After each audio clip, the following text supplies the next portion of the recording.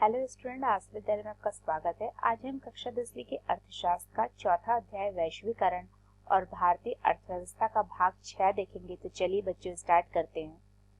आज हम पढ़ेंगे विदेशी निवेश आकर्षित करने के लिए उठाए गए कदम। वो क्या क्या कदम थे जिससे कि विदेशी निवेश या फॉरेन इन्वेस्टमेंट को आकर्षित करने का प्रयास किया गया था। हाल के वर्षों में भारत की केंद्र और राज्य सरकारें भारत में निवेश हेतु विदेशी कंपनियों को आकर्षित करने के लिए विशेष कदम उठा रही है।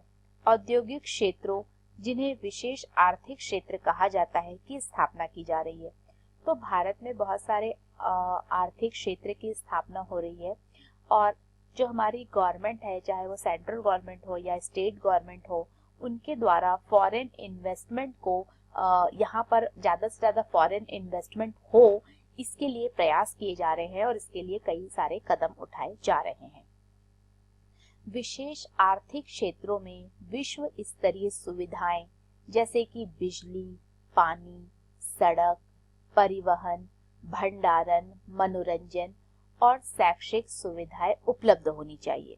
तो ये जो आर्थिक क्षेत्रों का डेवलपमेंट हो रहा है, उसमें बहुत सारी सुविधाएं हैं, जैसे कि बिजली भी चाहिए, इलेक्ट्रिसिटी भी चाहिए, वाटर की रिक्वायरमेंट है, रोड की रिक्वायरमेंट है, परिवहन होना चाहिए, स्टोरेज भंडारण होने चाहिए, मनोरंजन की फैसिलिटी होनी चाहिए, इसके साथ साथ शैक्षिक सुविधाएं भी उपलब्ध होनी चाहिए।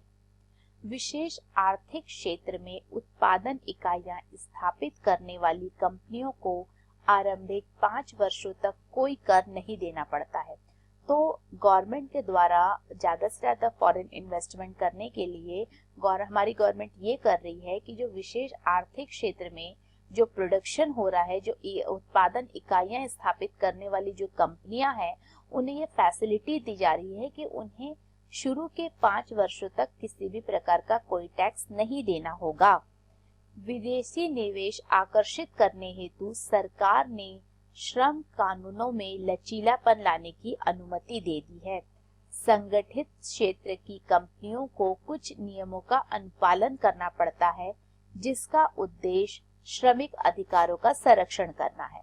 तो इसमें श्रम कानूनों में कुछ ढीलापन दिया गया है, कुछ लचीलापन दिया गया है, लेकिन इसके साथ साथ जो है अभी भी कुछ ऐसे नियम हैं जिनका पालन आवश्यक है, ताकि जो श्रमिक के अधिकार है उनको संरक्षण प्रदान किया जाए, उनका हनन ना हो सके।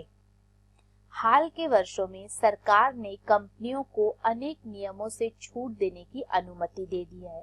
अब नियमित आधार पर श्रमिकों को रोजगार देने के बजाय कंपनियों में जब काम का दबाव अधिक होता है, तो लोचदार ढंग से छोटी अवधि के लिए श्रमिकों को कार्य पर रखती है। तो ये सारी चीजें जो है, कंपनियों को अनेक प्रकार के जो नियम थे उसमें भी गवर्नमेंट ने उन्हें छूट दे दी है। तो अब जो है श्रमिक जो है उनको एम्प्लॉयमेंट जो कंपनी देती है, वो मतलब ऐसा नहीं है कि उस पर जो होता है अधिक दबाव होता है। ठीक है, कंपनियों पर काम का अधिक दबाव होता है, तो वो क्या करती है कि छोटे छोटे पीरियड्स के लिए, कम कम समय के लिए जो है श्रमिकों को कार्य पर रखती है। कंपनी की श्रम लागत में कटौती करने के लिए ऐसा किया जाता है, जिससे कि उनकी जो कॉस्ट है उसको कम किया जा सके। फिर भी विदेशी कंपनियां अभी भी संतुष्ट नहीं हैं और श्रम कानूनों में और अधिक लचीलेपन की मांग कर रही है। लेकिन इसके बाद भी जो फॉरेन कंपनियां हैं, वो इन सब चीजों से भी अभी भी उनको सेटिस्फेक्शन नहीं हो रहा है और उनकी डिमांड है कि इन श्रम कानूनों में और ज्यादा ढील प्रदान की जाए। छोटे उत्पादक, प्रतिस्पर्धा करो या नष्ट हो जाओ। अब हम देखेंगे कि जो वैश्वीकरण का प्रभाव छोटे उत्पादकों पर कैसे पड़ा। वैश्वीकरण ने बड़ी संख्या में छोटे उत्पादकों और श्रमिकों के लिए बड़ी चुनौतियां खड़ी की है। बैटरी, संधारित्र, प्लास्टिक, खिलौने, टायर, डेयरी उत्पाद, तेल के उद्योग कुछ ऐसे उदाहरण हैं जहां प्रतिस्पर्धा के कारण छोटे विनिर्माताओं पर कड़ी मार पड़ी है। तो बहुत सारे ऐसे छोटे जो मैन्युफैक्चर हैं, उनको जो है अभी इस एमएनसी के कारण बहुत ज़्यादा उनके साथ जो होता है उनको कंपटीशन करना पड़ रहा है, और जिसकी वजह से जो है उनकी स्थिति बहुत ज़्यादा खराब हो गई है। कई इकाइयां, कई यूनिट्स ऐसी हैं जो बंद हो गई हैं, और जिसके चलते अनेक श्रमिक बेरोजगार हो गए हैं जो कि उस कार्य में लगे हुए थे, उस इकाइयों में लगे हुए थे। भारत में लघु उद्योग में कृषि के बाद सबसे अधिक श्रमिक नियोजित है, लगभग 2 करोड़। तो अगर हम भारत की बात करें तो एग्रीकल्चर के बाद जो सबसे ज्यादा श्रमिक है वो कहाँ पे लगे हुए हैं, वो स्मॉल स्केल इंडस्ट्री या लघु उद्योगों में लगे हुए हैं। प्रतिस्पर्धा और अनिश्चित रोजगार। वैश्वीकरण और प्रतिस्पर्धा के दबाव ने श्रमिक के जीवन को व्यापक रूप से प्रभावित किया। बढ़ती प्रतिस्पर्धा के कारण अधिकांश नियोक्ता इन दिनों श्रमिक को रोजगार देने में लचीलापन पसंद करते हैं। इसका अर्थ है कि श्रमिकों का रोजगार अब सुनिश्चित नहीं है। वैश्वीकरण के कारण क्या हुआ है कि जो लेबर है उनकी लाइफ को बहुत ज्यादा इसने इफेक्ट किया है, क्योंकि कंपटीशन बढ़ गया है।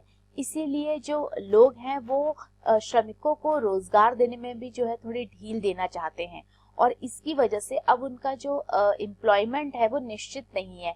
या तो उन्हें कभी कम पे रेट के लिए रख लिया जाता है, कुछ टाइम के लिए रखा जाता है, तो इस प्रकार से इसमें अनिश्चितता बनी हुई है।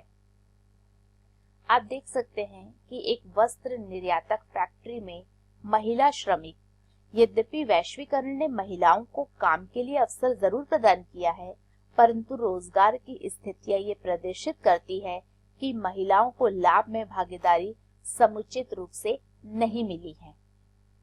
अमेरिका और यूरोप में वस्त्र उद्योग की बहुत बहुराष्ट्रीय कंपनियां भारतीय निर्यातकों को वस्तुओं की आपूर्ति के लिए ऑर्डर देती है।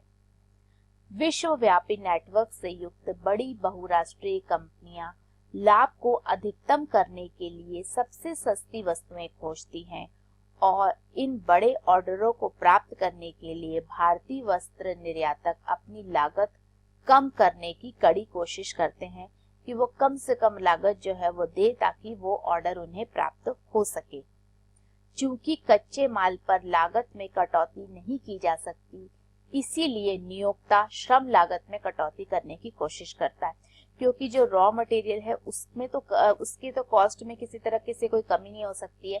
तो ये कटौती कहाँ की जाती है? कटौती की जाती है लेबर्स में, उनकी श्रम लागत में, उनके पैसे में, उनको देने वाली सैलरी में, जिसकी वजह से जो है उनकी लाइफ बहुत ज्यादा इफेक्ट होती है। जहां पहले कारखाने श्रमिकों को स्थायी आधार पर रोजगार देते थे, वहीं अब वे अस्थायी रोजगार देते हैं, ताकि श्रमिकों को वर्ष भर वेतन नहीं देना पड़े। तो पहले हम देखते हैं कि फैक्ट्री में क्या होता था कि जो लेबर जाते थे उनको एक फिक्स्ड उनको एम्प्लॉयमेंट मिला था, उनको फिक्स सैलरी मिलती थी, और उनके पास एक जो होता है रोजगार था, जो कि उनके मतलब एक निश्चित रोजगार वो प्राप्त करते थे। लेकिन अब ऐसा नहीं रहा था, अब उनकी रोजगार जो थी वो अस्थायी हो गए थे, और अब उनको साल भर नहीं रखा जाता था, बल्कि जितने वर्ष उनका यूज था, उनका डिमांड थी, उतने वर्ष उनको रखना पड़ता था। और इससे फायदा क्या हुआ था एमएनसी को कि अब जो है उन्हें ऐसे लेबर को साल भर वेतन नहीं देना पड़ता था। श्रमिकों को बहुत लंबे कार्य घंटों तक काम करना पड़ता है, और अत्यधिक मांग की अवधि में नियमित रूप से रात में भी काम करना पड़ता है। तो अब क्या हुआ, श्रमिकों की स्थिति एक तो ऐसी भी हुई कि उनको वेतन भी कम हो गया, दूसरी ओर उनका जो टाइम था, जो वर्किंग टाइम था, वो भी बढ़ गया, और चूंकि डिमांड ज्यादा थी, इसकी वजह से अब उन्हें दिन में भी काम करना पड़ता था और रात में भी काम करना पड़ रहा है।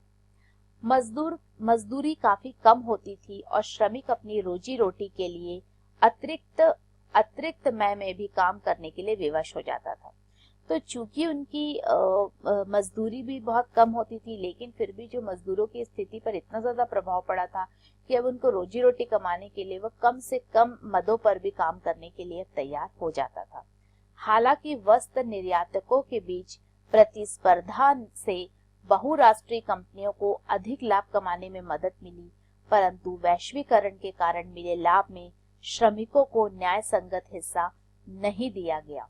तो ये जरूर है कि इससे जो है कुछ फायदा भी अवश्य हुआ, लेकिन अगर हम श्रमिकों की बात करें तो उनको जो होता है एक न्यायपूर्ण हिस्सा जो है वैश्वीकरण के फलस्वरूप उन्हें नहीं मिला।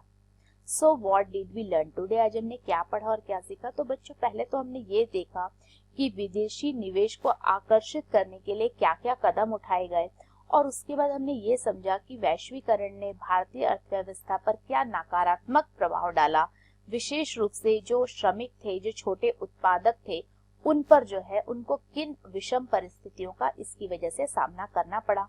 ये सारी चीजों को हमने इस लेक्चर में आज डिस्कस किया।